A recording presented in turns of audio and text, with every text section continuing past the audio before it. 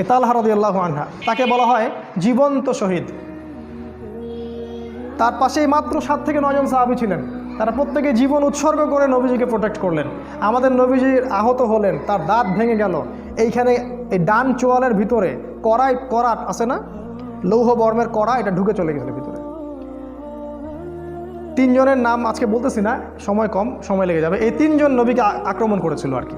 ইবনু কামিয়া একজনের নাম, একজন সাদ ইবনে আবি ওয়াক্কাসের ভাই, এরা মিলে নবীকে আক্রমণ করেছিল। তো নবীজি রক্তাক্ত হলেন, আহত হলেন, এবং সাহাবীরা প্রায় 70 জন সাহাবী শহীদ হয়ে গেলেন।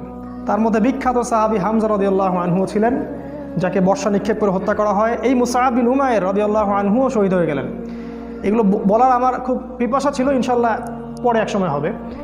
যে এই সাহাবীর ডান হাত কেটে ফেলা হয়, ডান হাত দিয়ে অস্ত্র চালাচ্ছিলেন, ডান হাত কেটে ফেলা হয় অস্ত্রের আঘাতে, তারপর বাঁ হাত দিয়ে তরোয়াল চালাচ্ছিলেন। একজন মুসলিম কখনো পরাজিত হয় না শেষ পর্যন্ত।